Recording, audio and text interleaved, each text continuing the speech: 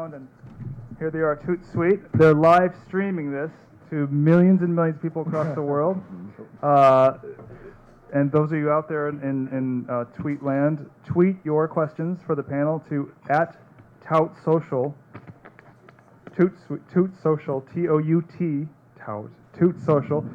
And the questions will come here for the panel, and I guess I'll have a chance to answer them. Is that right? That's pretty cool. Hashtag TweetHouse. Hashtag TweetHouse. I got to learn more about this stuff. Okay. And in a couple of days, it will be on the archive for you to see at the website. Wonderful. So let's get started. I'm going to introduce you here to Steve Brobeck. He's going to be running our panel today and talking about all this social media stuff. He's with the Parnassus Group. Also with us is Jason Preston. And so, yes, I give you... Oh, there he is. So I gave you from last year's TweetHouse, and here to do another great job is Steve Brobeck. Well, the jury's out on the great job part. We'll see about that. Welcome back. How many of you were at the TweetHouse last year? Awesome. Well, welcome back. It's really great to be here again. Always great to be back in Napa. And we are, I guess, second year at Napa. And we started doing the film festival circuit in 2010 at Sundance, and I'll tell you what, I love going to the festivals. And when they said film festival and Napa in the same sentence, I'm like, yeah, I'll be there. So here we are again. We're going to open off today's festivities with our session, Social Campaigns That Work, Lessons from the Wine Industry. And I've got a couple panelists with extensive backgrounds in data, social, engagement, the whole schmear, and I'll introduce them to you now. Let's start with my old pal Jim Sullivan from Castillo de Amor. I always just call it the castle. Let me help you with that. Good. Castello di Amorosa. Amorosa. It has to roll off your tongue. I know. Which after I spent a few hours with you, nothing was rolling off my tongue. We barely made it out of the torture chamber. And I don't know, have you guys been up to see the castle in Calistoga? It's a glorious location. So we were going to go do a whole bunch of touring that day, Robert and Miriam and me and my wife. And we'll start up at the castle. It'll be great. We'll see Jim, and we never left. We were there. So awesome. So if you get a chance, by all means, go up there. I met Jim when we were here a couple months ago to do Festival del Soleil. We did a little TweetHouse party there. And I was really tracking the tweets about the festival and who was doing engagement.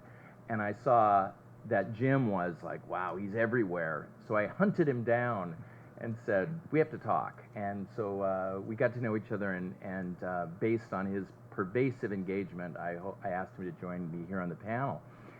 And Alex Fishman. Hello.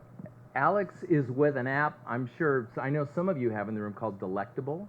Have you guys, how many? I'm a Delectable user. Scoble's a Delectable user. If you're not, get it. It's a fabulous app for posting the wines you like or don't like. And giving them your impressions, and it's a little social network on its own. I'll let you talk a little more about that. And Alex's background, though, is in the data mining game, in the big data world. Yes, that's true. And if there's one thing we learned in the last week or so, that big data can be pretty useful. I certainly think so. So we'll get the ball rolling. I think, let us take a survey of the audience. How many of you are in primarily the film or media business? Okay, and how many of you are in the wine business? Okay, how many of you are more technology people? Okay, and who considers PR/marketing an important part of what they do? Okay. That kind of lets us, well, that was one of the reasons I wanted to make sure you were here. So I think our goal today, as I mentioned to the panelists in a previous email, is we're going to try and get through some sort of real pragmatic techniques, approaches. I think a lot of what you guys are doing in the app space and in the wine space, the wine app space and in the winery space, applies a lot of lessons toward any business.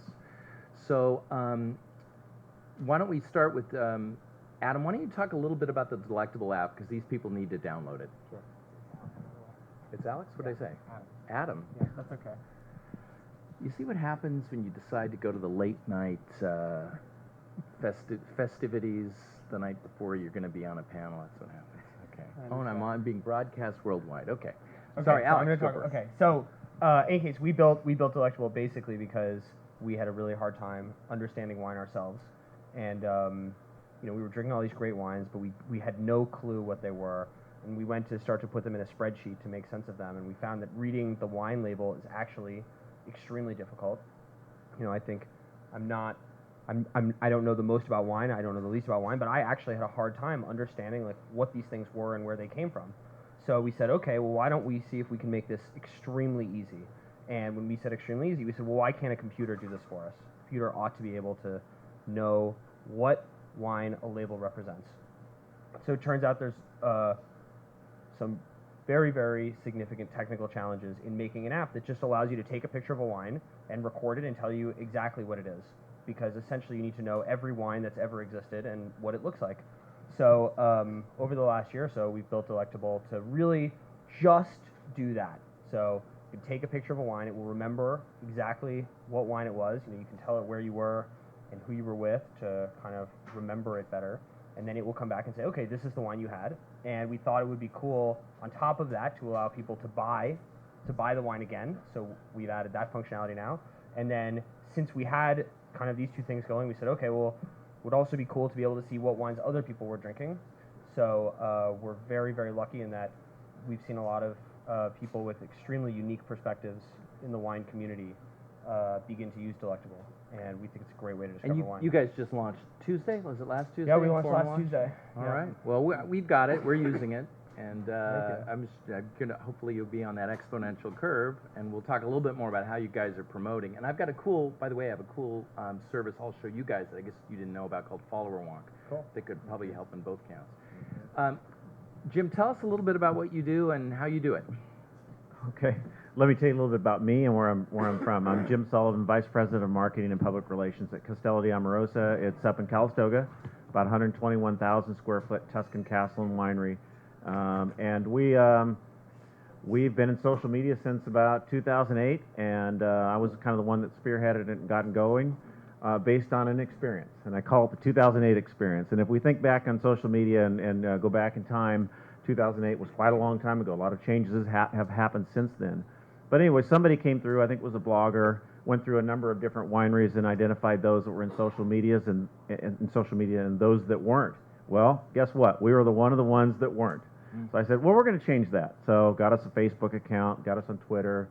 In our particular business, we have the winery itself and the owner, and the owner is Dario Satui. So I set up an account for both of those so that Dario could speak as his own brand and speaking for the castle, and that the castle could speak for itself. So that's kind of what I did and how I got it started. So the platforms that you're most immersed in, Twitter, of course, Facebook, Pinterest. What are sort of all the things you kind of have to log into and deal with? I'm dealing with, in this world you can't be all things to all people, and as the vice president, I'm down in the weeds in social media, and probably like a lot of you, I'm climbing a learning curve.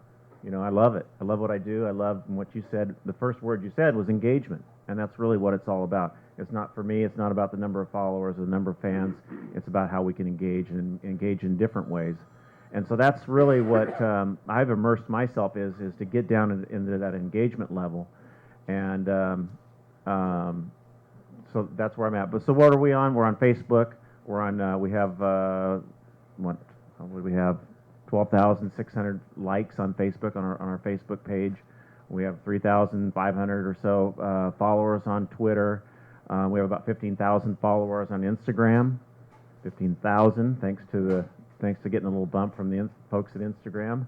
And then that's pretty much what we're handling. On the other side of it is the relationship management side of things, or your reputation management. We're a service business. We're a retail business.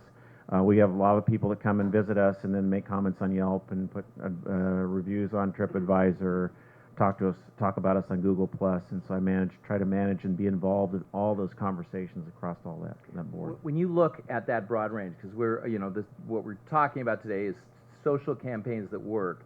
In terms of initiatives where you've seen it, and I guess we'll talk about bottom line, ROI, conversion. Is there something in all that that jumps out at you as, oh God, it was great that time we did X? Is there something that you can talk about that other people might be able to get some value from? That's a tough one. I mean, everybody's trying to measure ROI in social media, and I report to the president, and he always says, you know, hey, how are we selling wine with this, you know? Yeah. And for me, it's really about the nuts and bolts of social media, and that's the whole engagement piece of things. And so if you look at the consumer cycle and how they look at how they're going to buy things, there is a complex circle that they go through before they finally make the buying decision. Once they've gone through that circle and they've come and they've experienced your brand, then they're automatically in that buying circle. Then they advocate for your brand, and the advocation really comes through social media. And in our particular example, we have people come from all over, I would say from all over the world, as do all the other wineries in the country, or in Napa Valley. Let's talk about Napa Valley. People come from all over the world, and how do they keep in touch with your brand? It's through social media. Well, how do you split it up between, is it more Twitter, is it more Facebook? And I know it's both, but is there one, when we've talked to filmmakers, media companies, and usually, and it's all over the map. For some, it's Twitter. For others, Right. it's Facebook.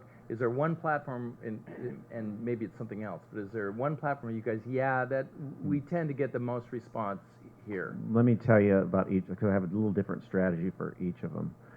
For me, Facebook is probably primary. We are, our particular place and the people and what we do is visually appealing. I happen to be a photographer myself, so I use Facebook as showing. I like to have my most stunning images that I can on Facebook. Now, I don't like to just post a picture. I like to tell the story. So what's the story? What's the message that I want to say behind that picture? And then I'll write it words. And what I'm finding lately too is that if I want my audience to do something, I have to ask them to do it. And I've gotten great responses just by simply saying, "Will you do this?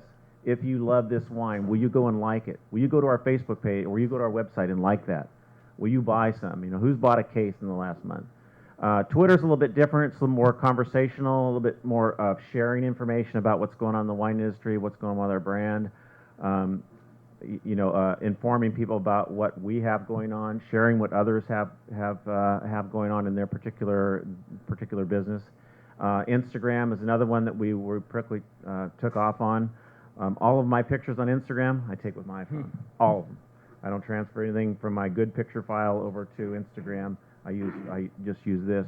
For me, Instagram is paying attention to detail, because the image, like your wine bottle shots, is only this big, and so I can show a lot of detail of something in an image that's this big, and I can tell the story.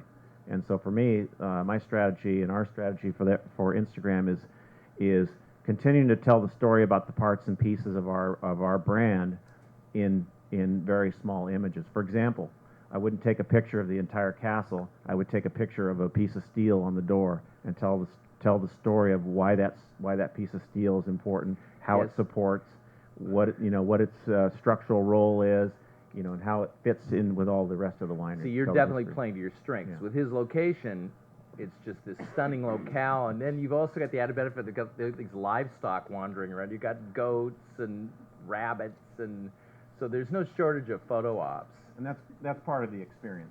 So part of this is figuring out what's your unique story. What have I got that's unique to talk about that'll resonate?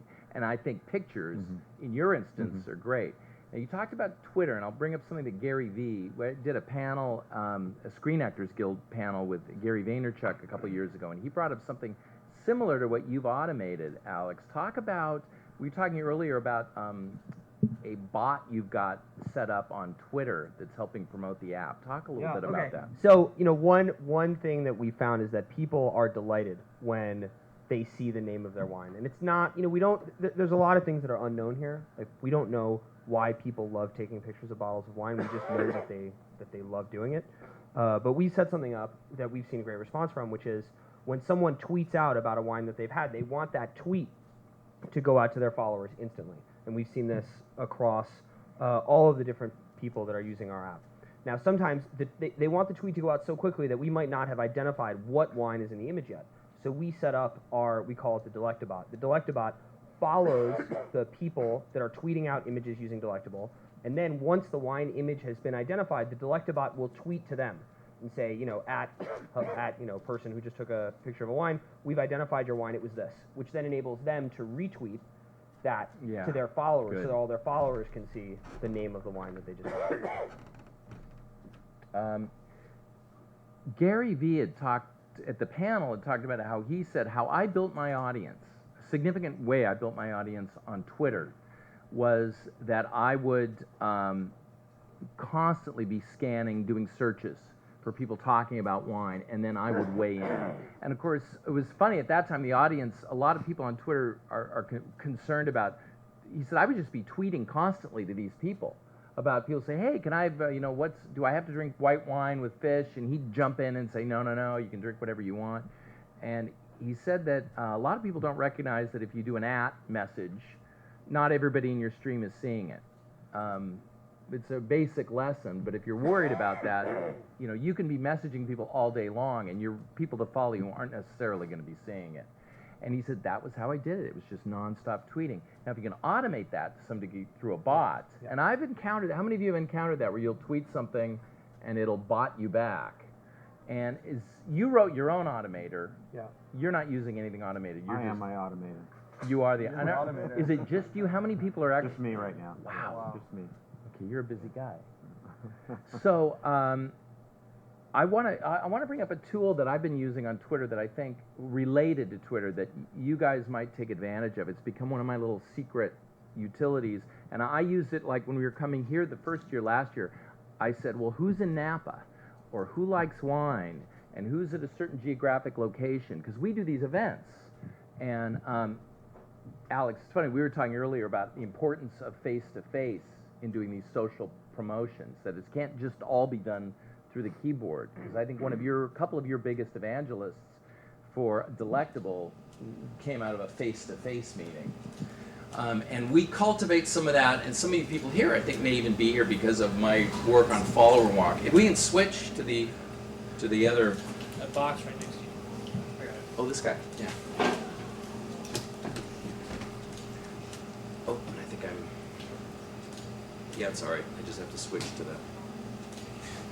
Yeah, let me bring up my monitors. So, Follower Walk is an app, a service, web-based, that's enhanced profile searching. Anyone here using it? Follower Walk?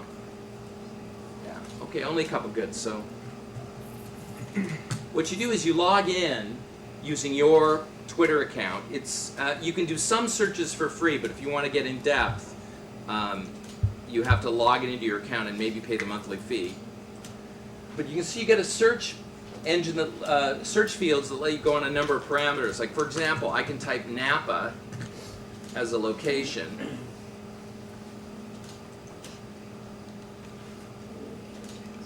And then it'll find all the people with Napa as a location in their profile and sort by followers. And then if you've logged in, and some of you are looking at your own names up here. If you log in, you can see how many of these people are following whatever account you've logged in with. Oh, let's see, look, Ken, I wasn't following Ken. Oh, sorry. Ken, are you here? Sorry about that. So, it's a great dashboard, and the other thing it lets you do is it lets you put in whatever URL they put in, whatever website they put in as where their profile links to, so you can see people that work for a certain organization. So anyway, I spent a ton of time in Follower Walk, and I guess you guys hadn't used it before, but No, I'll definitely check it out. it's awesome. But you guys were talking about a tool earlier that you both liked. Which? Why don't you? It was your metrics. Your Backtype, yeah. Yeah, I have backtype. nothing. Yeah, so Backtype is, I just can't say enough about the individuals. They actually have been acquired by Twitter, and I believe Twitter is integrating. I have no inside information on this, but I believe Twitter is integrating the Backtype analytics, which shows you the reach of any given tweet, so you can see how many people saw your tweet. And Mike and Chris, the founders of Backtype, have helped us a lot. But so Backtype was a great utility. I use it all the time. It was a great service, but now it's integrated into other stuff. It's Yeah. not its own overt thing Yeah, anymore. Yeah, that's right. For measuring things now, we essentially use Mixpanel. Which, That's what it was. Yeah, Mixpanel or Google Analytics, I would highly recommend putting those on your website. One of the things that we learned, which is really cool, was on mobile, people essentially want value delivered to them within 1 or 2 taps. So if you make them do anything to get the value out of your app that takes more than 1 or 2 taps, basically they're never going to use it. And that was a big lesson for us. Well, what I'm using now, how many of you are using ToutSuite?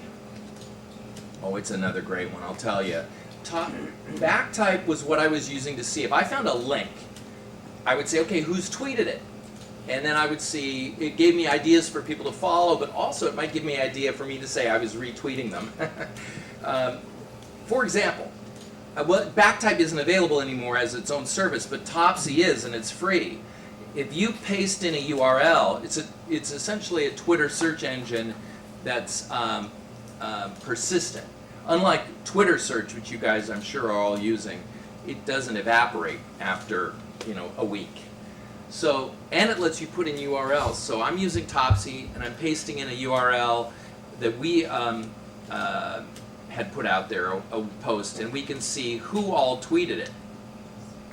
So for monitoring your own website and for monitoring other sites that are commenting on stuff similar to you, ToutSuite is awesome.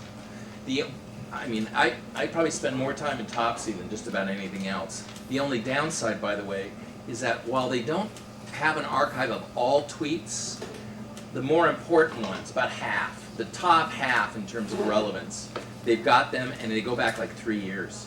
So anyway, that's my deal.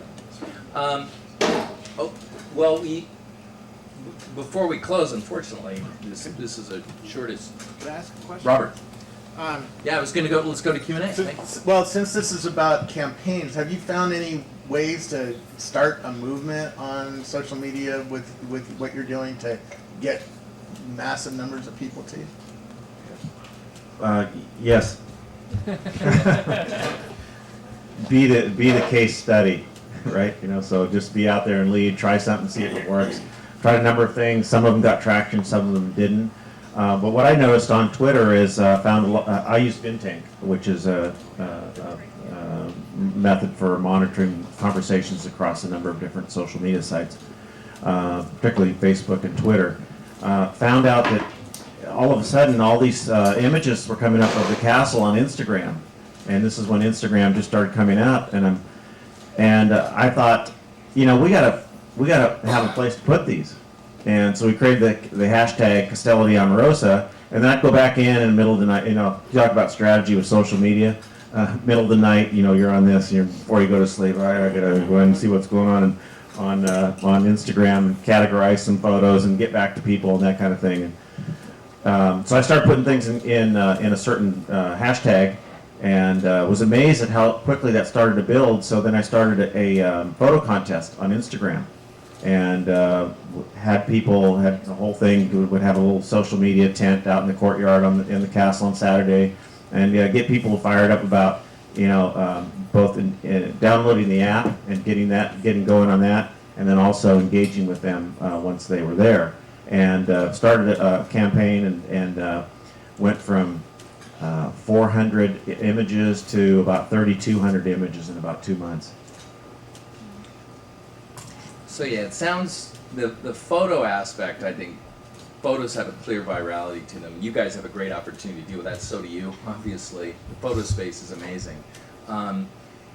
The other side, Google Plus is known for being a great venue for photo sharing. Are you guys spending any time or much time there? We're not spending any time on Google Plus. I just met the senior engineer for Google Plus, and he told me I should get going on it. So now I'm looking at Google Plus again. So that was fun. I sent it to 2.6 million people on Google Plus, so you're gonna hear from them. Oh, okay. All right. So yeah, I got. We had our wine club dinner last night for our highest level wine club, and he's one of those. and he was up for a food and wine pairing. I said, "Oh man, it's great." Vic Gunn. Gundotro. Yeah, Vic Gundotro, a nice guy, and he scolded me about not being on Google Plus. But yeah, we're going into that. So I've essentially built those accounts out and getting ready to roll on those. But you know, it's you have to work in what you're successful at and what you know you can accomplish and be successful. Well, we'll break for a couple minutes, then Mr. Schuler will be joining us on stage, and we'll find out about the Hollywood/Silicon Valley situation. All right, guys, thanks a bunch. Thanks a lot. Okay. Thank you.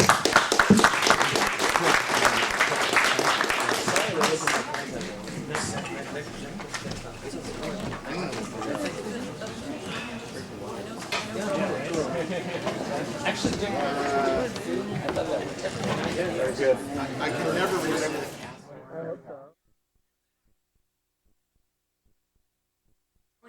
Joining me on stage is a gentleman for whom many of you needs no introduction, Barry Schuler, who is a local fixture,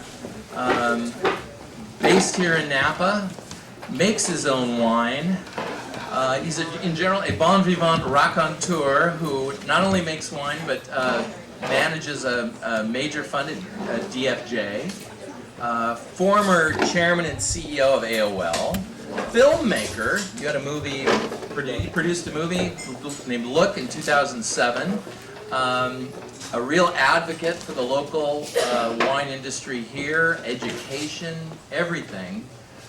Self-professed ADD guy, but it doesn't seem to be holding you back at all. Barry, it's my pleasure to have Barry Schuler welcome us on stage. Big hand, please. Thank you. Great to see everybody here. Yeah, we were tickled to learn that you were available, and especially to talk about this subject, which is so relevant to so many in the room. A, so many people based in Silicon Valley, or B, so many people who make movies or are in the entertainment business. Why don't we open things up a little bit, just tell us about your background, sort of bridging that gap between Silicon Valley and Hollywood. Sure. Actually, I started my career in media when I went to college in the dark ages, and actually my mom used to tell me when I went to grade school to run when I saw a dinosaur.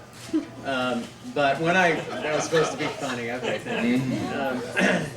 But I did film when I was in school, graduated, did advertising, TV commercials, directed, short form.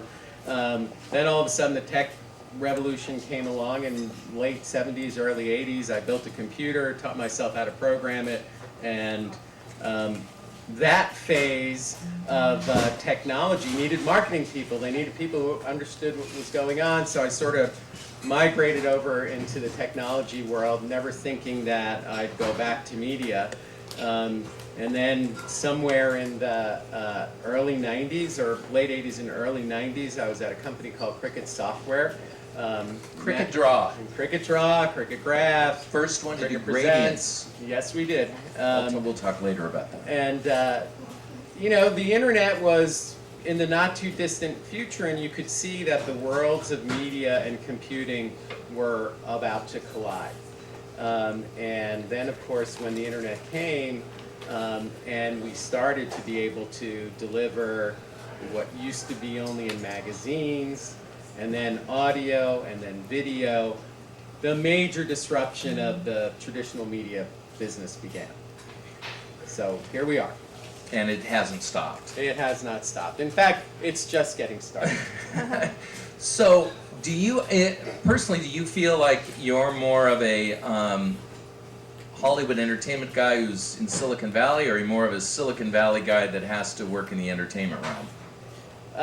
Well, or 50-50? I'm a disruptor by nature.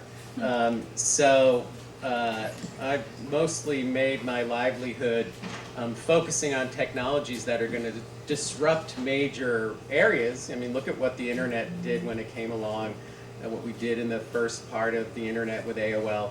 Hugely disruptive, and on the flip side of every disruption is opportunity. It's been crystal clear that the traditional media business was going to be disrupted by the internet. since the mid 90s. I used to, as CEO, go to newspaper associations, tell them, sorry guys, you're out of business in 10 years. And they would puke all over me.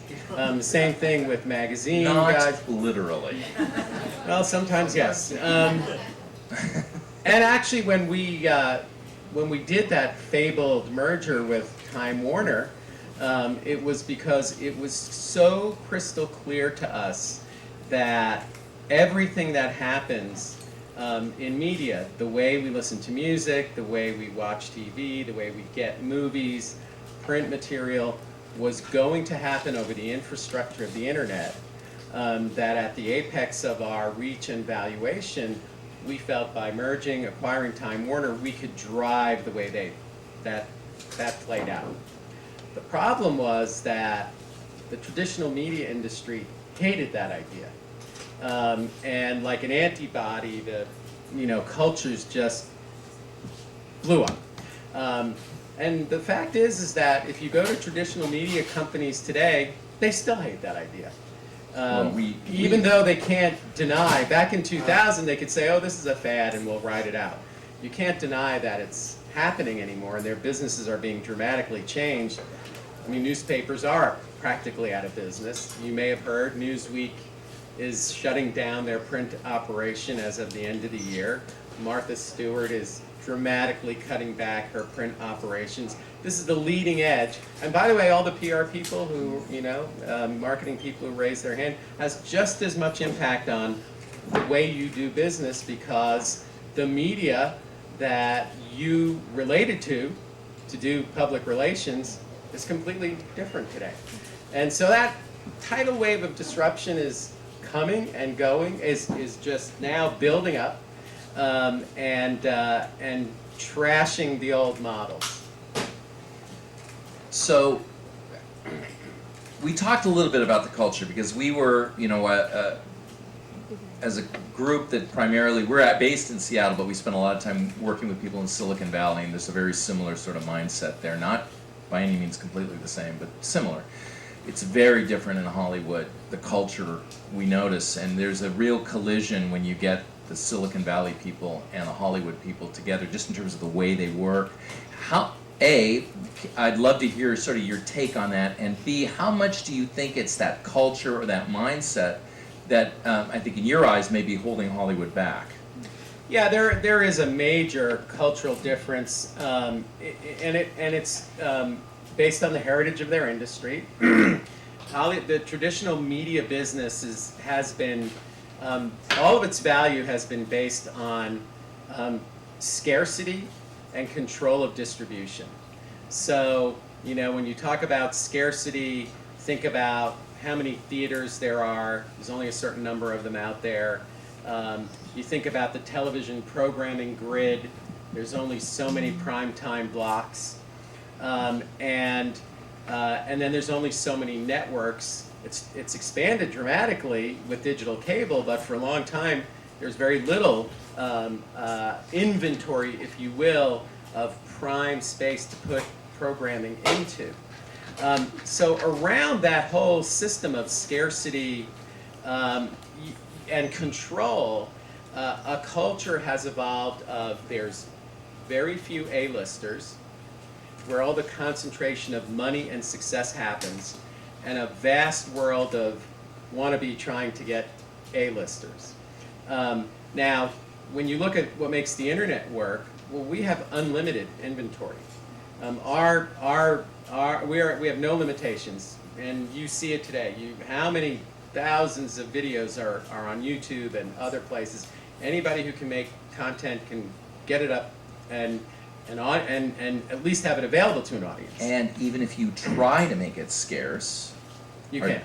It ends up being circumvented Yes. in many cases. Now there are flip sides to that, but we'll focus on scarcity and distribution. And there is distribution, but right now it's free. If you make content, you can publish it, if you will, on the internet.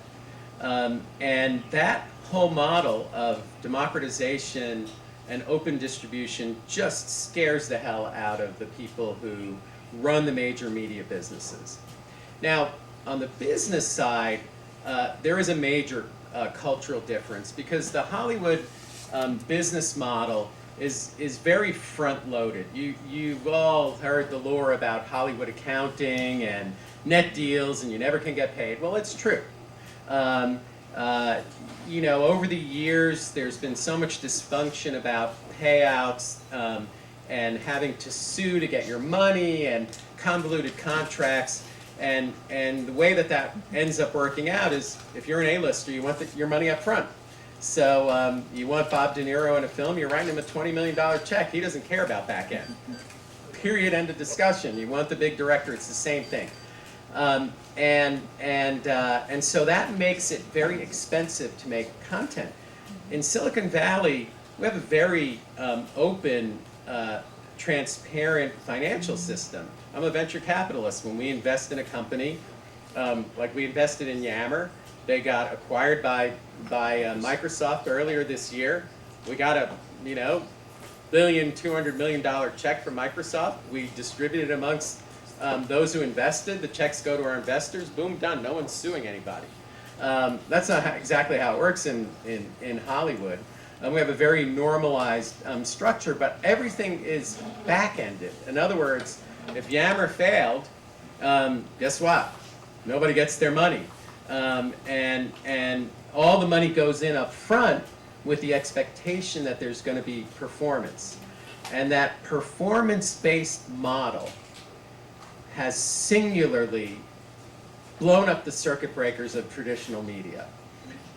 If you look at Google, Google has a performance-based model of advertising. That model, if you go back to traditional media, putting ads in magazines and ads on TV, that has been a wholly inefficient system. It depends upon the fact that you can't track performance. People have overpaid for advertising, for reach, in all the history of traditional media. Or music. People want a single, but they have to buy the album. One or two songs, but they got to buy the whole album. Exactly. So the pay for performance model comes along in the late 90s, and all of a sudden, money gets sucked out of the traditional media ecosystem over to Google, and you're only paying for specific results. We have a results-driven environment. Now again, the traditional media people hate it. The reason is there's less money in the system. It's not without its problems. The Google methodology dramatically commoditizes content. When people search for a particular thing they're interested in, they're not really put much value in the brand. If they're getting a piece of news from Huffington Post or another site, if they get an answer to their question or get to read about what they want, they don't have the same affinity for the brand, so the amount of money paid for those clicks have taken money out of the system. So the traditional media guys will say, well, I'm not going to take my Newsweek magazine that gets $50,000 for a full-page ad and turn my audience into the beast, my online model, when I get $3 cost per thousand, because it just doesn't work. I'm going to go out of business. And therein lies the biggest problem right now, is that in Silicon Valley, we have been far more efficient at the disruptive part and haven't yet invented the new models of how we monetize content and how people will be able to build their livelihoods around content. Where's Scoble? Where did he go? He's outside. Oh, okay. I was going to ask him if he can quit his day job. Did he quit his day job and do his blog? I don't think so. Yeah. Okay, so a huge shift where your job, among many jobs that you do, your job is to identify winning models and invest in them. Yes. What are the specific hallmarks? If we're talking about Silicon Valley grabbing a Hollywood business of some kind, music, film, television, whatever, what are sort of the hallmarks you think of a winning venture that's going to move into that realm? Well, so if you look at the pure content part of the world, the financial community is not valuing content businesses very well. To date, the most successful content exit has been Huffington Post, acquired by AOL for roundly $300 million. They worked at it for about 8 years in the same vintage that they built Huffington Post. You got Facebook, Twitter, Zynga, and you can argue or not whether they're having problems as public companies. They're still multi-billion-dollar companies of high value. So what you have seen is that we're in a phase right now where there's a lot more interest in how you're going to promote content, how we're going to take social media and find more efficient ways to bring content to people and build audiences. And that's where the focus has been, more so than I'm the new model of Martha Stewart Living, or Glam Media has done a very good job of sort of re-engineering what the content world looks like, but it's still very much emergent. Now, my view is that exactly the time investors think that a category sucks and you really don't want to invest in it is exactly the right time to be investing in it, because there is an extreme inefficiency in content, and it will change and it will sort itself out. Is that the trough of disillusionment? That's the trough of disillusionment. Now you're in the middle of Death Valley, which is sort of where we are with content. It's a perfect example. You have this film festival going on. There's all these great films playing all through Napa. None of them will be in theaters. None of them will get audiences. The indie model of distribution is completely broken. The likelihood that any of them will recoup their costs, probably almost zero. When we produced Look, it was strictly an experiment to do an indie film at as low a cost as possible, experiment, get it theatrical, then try and see if we can turn it into some new models, discover new models of distribution. Well, we were successful in getting it into theatrical by winning one of the big film festivals. That almost never happens anymore. We were in theatrical for 4 weeks, got good international distribution, but we were able to turn it into a series on Showtime. When it came down to the negotiations with Showtime, we didn't want to do a traditional deal. We wanted to own the content. We said, we'll promote it, we'll invest the money in it, you give us carriage, we'll build audience. Strictly using Twitter, Facebook, etc., they gave us a 12 o'clock midnight site. Told us it had to be racy to get ratings. So we made it a little racier. That was really hard. Anyway, we premiered Look to a 1 share. Unheard of in cable. I mean, that's Larry King Live when he was around. At midnight on Showtime, strictly from a social media audience, not a dime spent promoting it on the network. And the first season did very well. When it came to do the second season with Showtime, there wasn't a lot of interest in pursuing that financial model. Meanwhile, Hulu started, rising in its audience, and we've continued to talk to them about doing the series with them in a different model than going through traditional cable. So there's guys like us, and there's many other people experimenting around. I think that what we'll see are the replacements for distribution emerge. Ustream, for example. Some of the stuff happening in live streaming are getting very big audiences. We put Charlie Sheen on the air when he was having his meltdown, and he had a huge real-time audience for a while he hung around to do it. However, when the idea of turning it into an online TV series came along, he's like, well, where's my $10 million check? Oh, the old model. And we're like, well, no, that's not how it works in our world. Well, fuck you. Well, I didn't say that. I can't conceive of him using that language with you, Barry. But if you look He's at just a big teddy bear. how large some of the live streaming audiences are getting, they're big. They're big. The guy who jumped out of space. Oh yeah. Red Bull did a great job. While there's arguments about exactly how many people they had online simultaneously, ultimately it looked like primetime TV. And so more and more you're seeing audiences shift. You're certainly seeing a huge shift in how people consume content. The grid is pretty much dead in terms of I have to watch that program at the time. Friday Yeah. at 9 o'clock.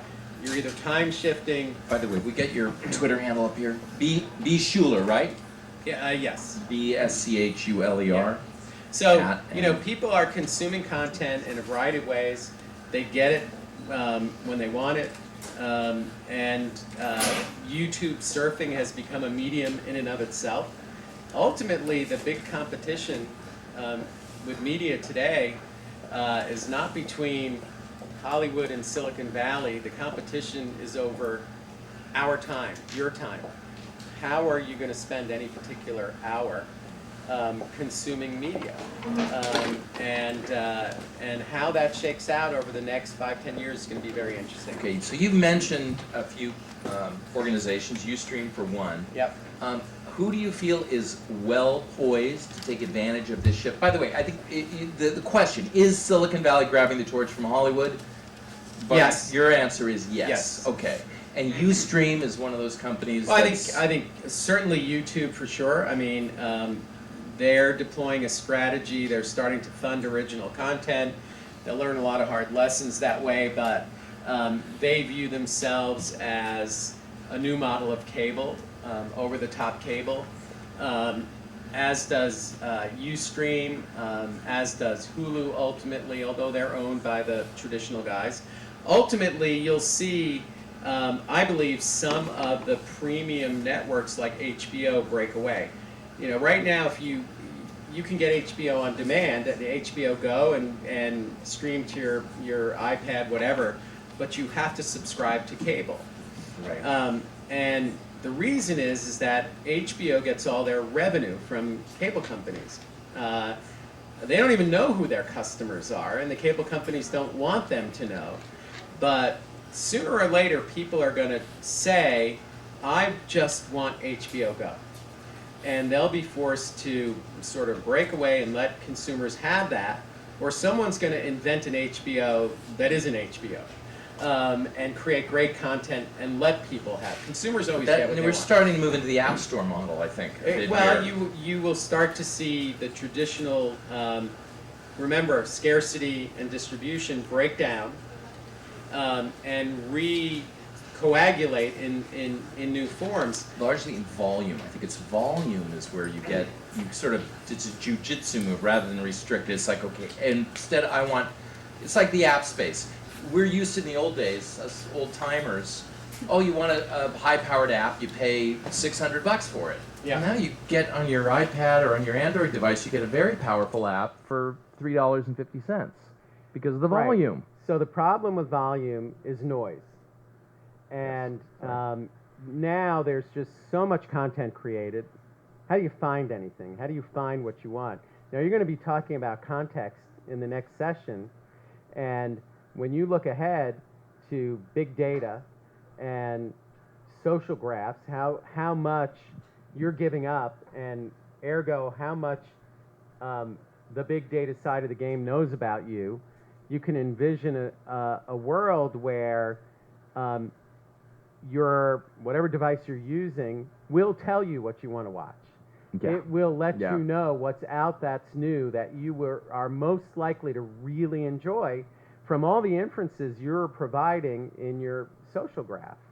And that becomes a big game changer. Now, look, the traditional media guys are not going to roll over and play dead. Particularly the cable guys. Now, the cable guys are high practitioners of scarcity and control of distribution. And they've got the pipeline. And they have the pipe. They have the last mile. And their plan to maintain scarcity is your data plan. In other words, we will make it more expensive for you to consume media over the top versus through our proprietary network, which is controlled by our grid, our electronic programming guide. That has been their plan since 2000. But there's a fly in that ointment, and the fly in that ointment is 4G. Cable doesn't necessarily, the last mile providers, which is very expensive, the people who put the wire into your house, which can either be a cable company or AT&T, Verizon. Now all of a sudden you get 4G. I mean, my 4G phone, 20 megabits. That's awesome. I mean, that's like having fiber in your house. And you all of a sudden have 4G access point in your home. You can tell the cable guys, see you later. Now, of course, But you're still paying bandwidth you're still for that. paying bandwidth for that, but with competition, without Between a monopoly, between those two with big- competition between the two, it ought to do what competition does, drive prices down, and allow these new models to emerge unfettered by the monopoly of Yeah. Well, that's- scarcity. we know. Well, I have an econ degree, so you're speaking my languages. Yeah. Substitutes and scarcity. Yeah. So, okay, so it sounds to me like these companies will want to merge. You'll want to see cable companies buying the mobile space, Comcast having a big mobile presence. Yeah, well, you start getting into regulatory issues, and look, I think the pipe will sort itself out via competition. It's taken a long time. And you're starting to see, if you look at the numbers of the various cable companies, a lot of people are cutting the cord, consuming their content in other ways. We have a lot of work to do on our side in how to deliver really good content and figure out how to find it or how it gets to you. So it is a very exciting time because we're right smack in the white space of one chapter starting to close, whether the traditional media folks want to accept it or not, and a new chapter that you can't quite see the title to starting. Who do you buy stock in? Well, I couldn't tell you that. I don't even know. The companies that will win haven't gone public yet. Yeah. Okay. It should be noted, by the way, how many of you read Isaacson's Steve Jobs book? I've loved running across the passage where Jobs was needed to figure out the internet, which I guess he did pretty much, and he called you, right? Yeah. That's a very. Can you tell us a little bit about that call? Well, the call that was referred to in the book actually was around the issues that he was having getting music for iTunes. Which is directly related to this. And so when they launched the original iPod and wanted to deliver streaming media, they needed content, and of course that was right smack when Napster was in full play and the industry was out of their minds. Terrified. Out of their minds. And we had just merged AOL and Time Warner. We had a long relationship going back to many, many years. And so he called me to help him out in solving the problem, which I did. And if I wanted to talk more, I would have given the story to Walter. Yeah, sorry. I didn't mean to Shanghai you with that one, but it was just, it's one of the reasons I'm paying rapt attention, because apparently when people listen to your advice, it works out pretty well. Well, that's great. Questions? Yeah, let's take a couple Q&A. Good one here. And let's just go up to this microphone. Hi, James Taylor from ArtistWorks.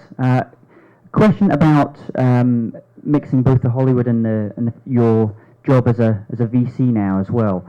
With the provisions in the new Startup Act happening hopefully next year, where individuals can raise money for not just they can raise it for the capital structure of the film company rather than just the project, how do you see that affecting film?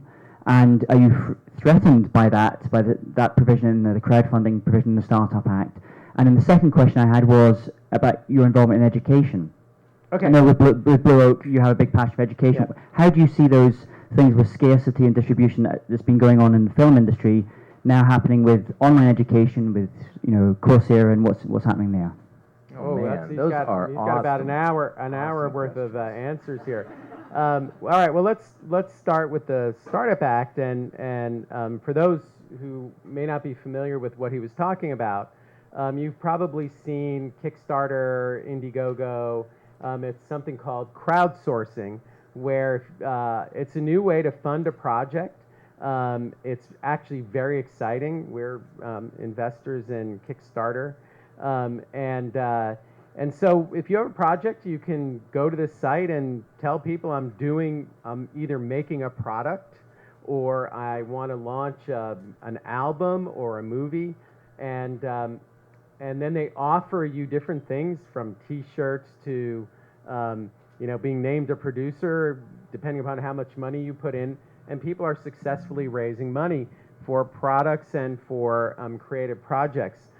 What they added in the Jobs Act was that they can also offer equity. So if you have a film project, you could offer a percentage of the proceeds, or you could offer potentially stock in a company. For me as an investor, I don't find that threatening at all. I'm a later stage investor. I help companies get really big. It does have impact on seed capital and how that goes. But I think crowdsourcing is very exciting. I think it has danger in that people will be investing in things and losing money, and the SEC will have to keep a close eye on it. But it'll be great. All in all, great experiment, and maybe a good way to finance some projects. I hope that answers that question. On the school side, I think that we see a lot of innovation going on aimed at the classroom. I think there are going to be a lot of disappointed innovators who believe that they can make a lot of money creating apps for schools and new things. I do believe, however, at higher ed, where Coursera is, where you see the MOOCs massively open online course companies evolving, I think at the university level, we're going to see the notion of what a university is change.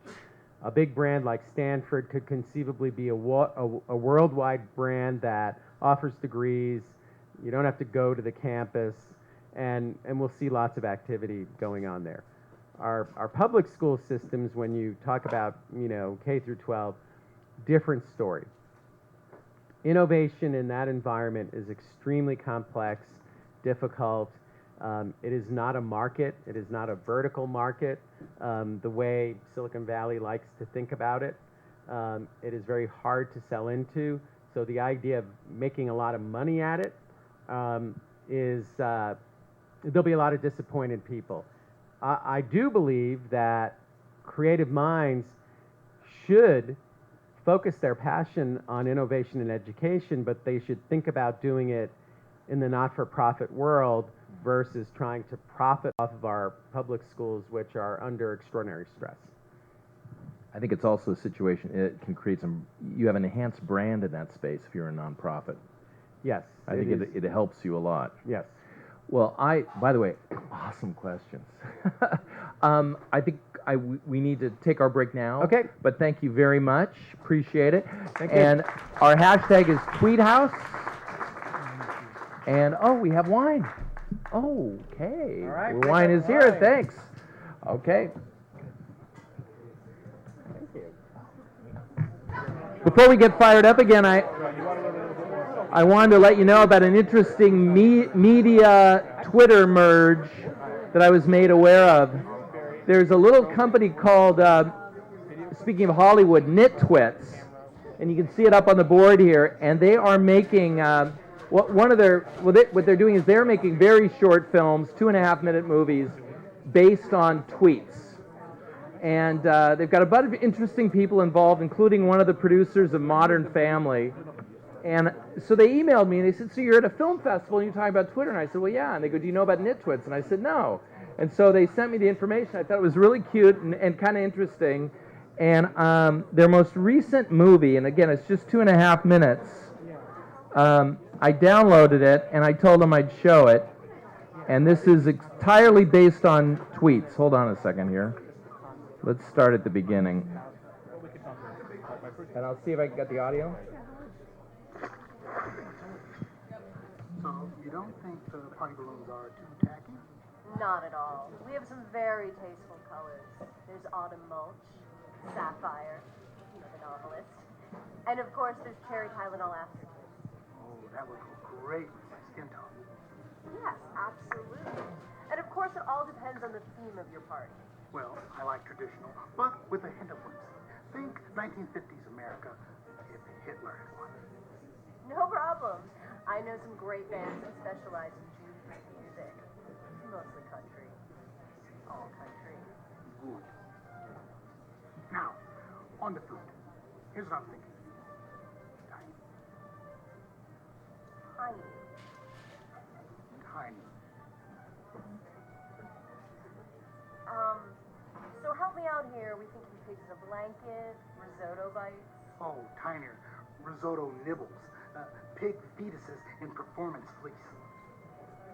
Okay. So where are we thinking of having this party? In my pants. In your, Oh, God, no.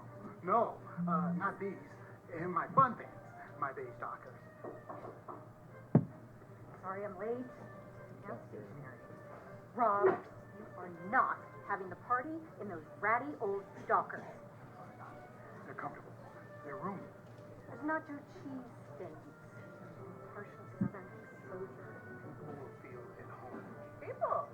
So, how many people are you expecting in your, That's hard to say. Unfortunately, it's the same night as Patrick's Cummerbund Luau. I predict you will have 0 if you have it in the dockers. Trust me, people will come if there's booze, and there will be booze. Booze sounds great. By the way, how does one acquire a liquor license for one's product?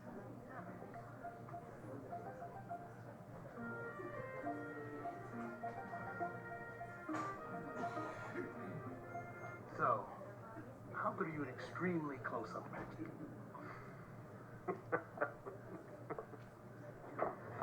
No dockers.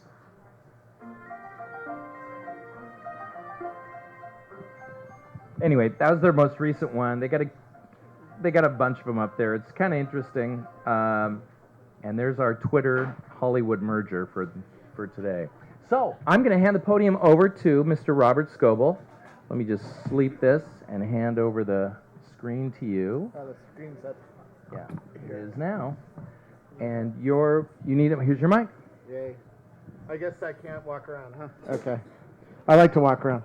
This is going to be very interactive because there's lots of really famous and interesting geeks in the room, including, I think I saw the founder of Food Spotting in here. There's at least one founder, Jeff Stevens, starting a startup on contextual startup. Ben Metcalf is doing a WordPress startup. Chris Sod, God knows what. Oh, he's doing Echo, which builds interactive systems for the Hollywood industry. You should have been on the last panel, actually. And I could go on. There's so many interesting people here. So the age of context is something I'm noticing. So 8 years ago, we wrote this book called Naked Conversations, which really predicted the onslaught of social. It was before Facebook got big, before Twitter came out, before all sorts of stuff happened in the social world. And social has really become the predominant age of our time. I mean, watching Twitter, my Twitter is here, so you can see Instagram and Twitter are good artifacts of the social age. And what I'm noticing now is that we're moving into an age of context where there's 5 things going on at the same time. There's one, we're seeing the numbers of sensors, and you guys, if you're going to talk outside.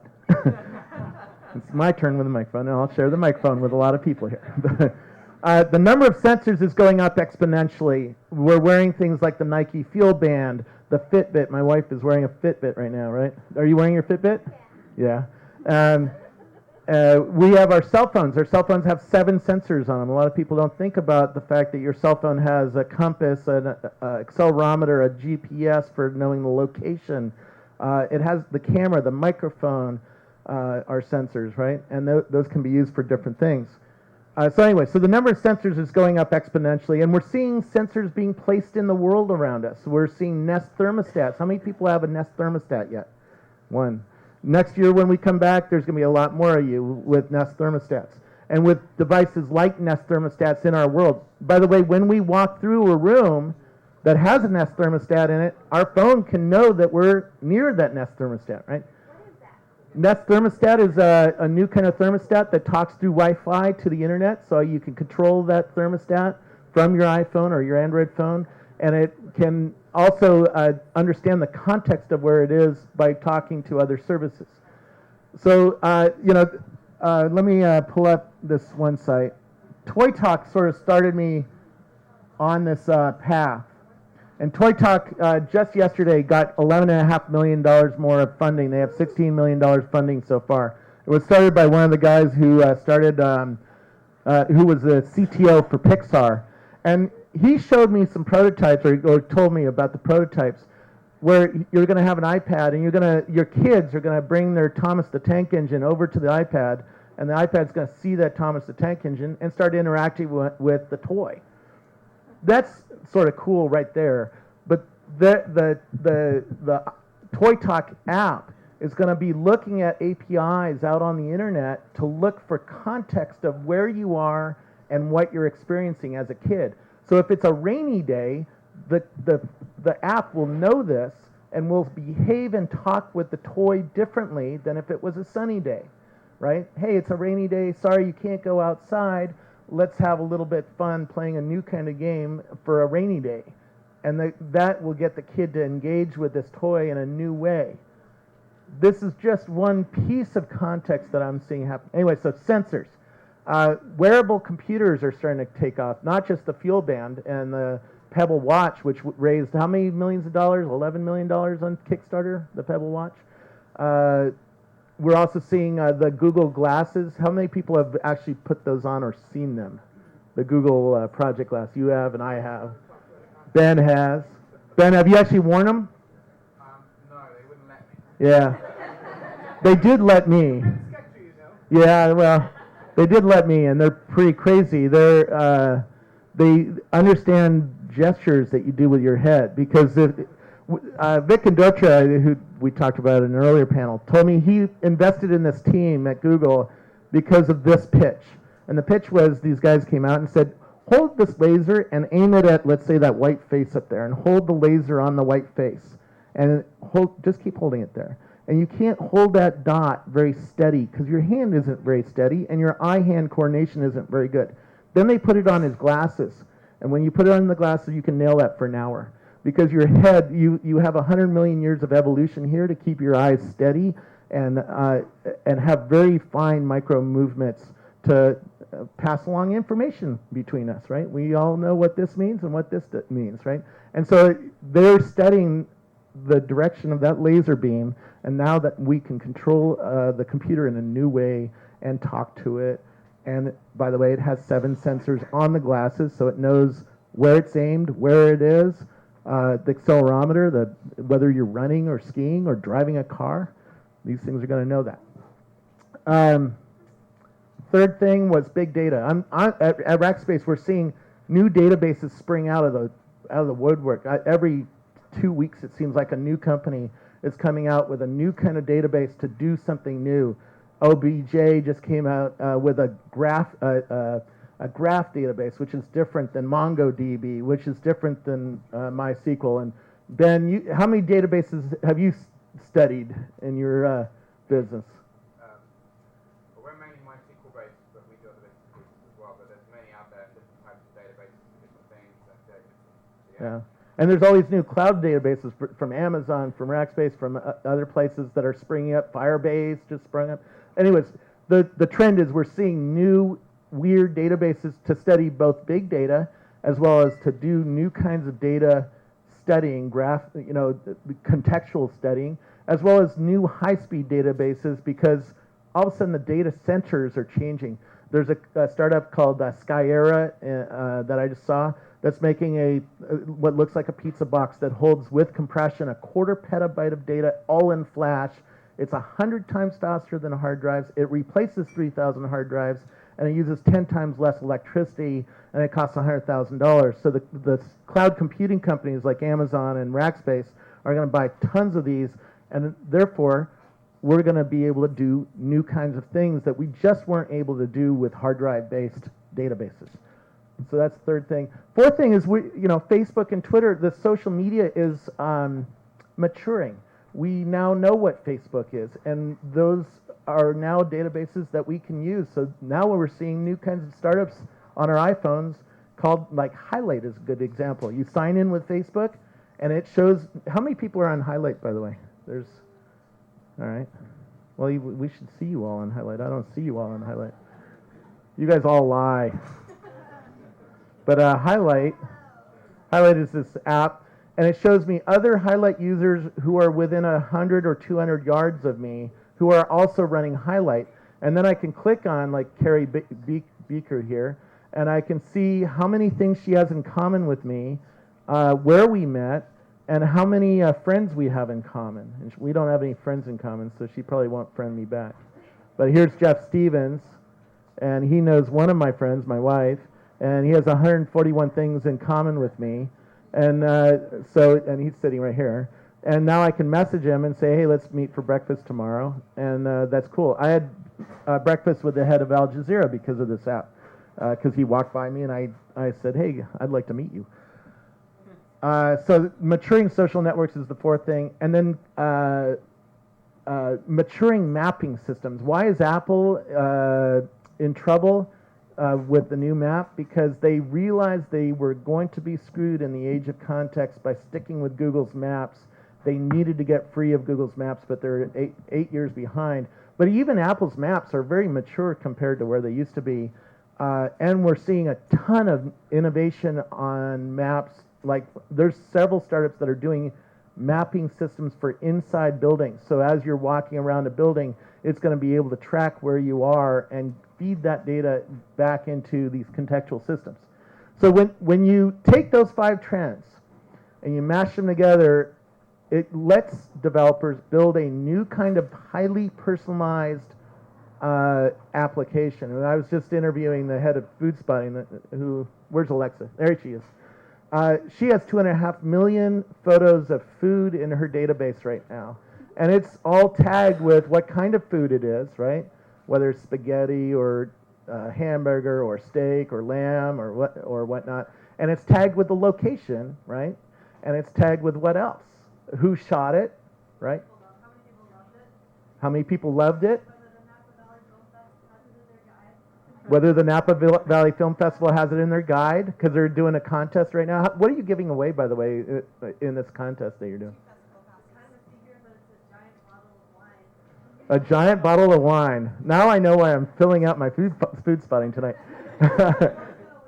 No, I'm not going to win. I haven't been here enough lately. All right. So think about, and what's going on now is developers like Alexa have all these data silos of really interesting stuff about our world. So she has food, Foursquare has my check-ins and tips, Yelp has some reviews, on and on and on. And so if I get these Google glasses, I'm going to get them next year, I hear, and I'm walking through the world, it can call to all of these all these little data silos and ask for information as I'm walking down the street, and it can present them to me. So if I talk to my glasses and say, I want a place to eat a hamburger, food spotting photos can come up and show me the 3 hamburger places that are closest to me, and Google Maps can navigate me there, and so on and so forth. And then Highlight can tell me how many friends are near me, and et cetera, et cetera. The systems are going to get more personalized is where I'm going with this. Does anybody not agree with that statement? Okay, good. I'm glad.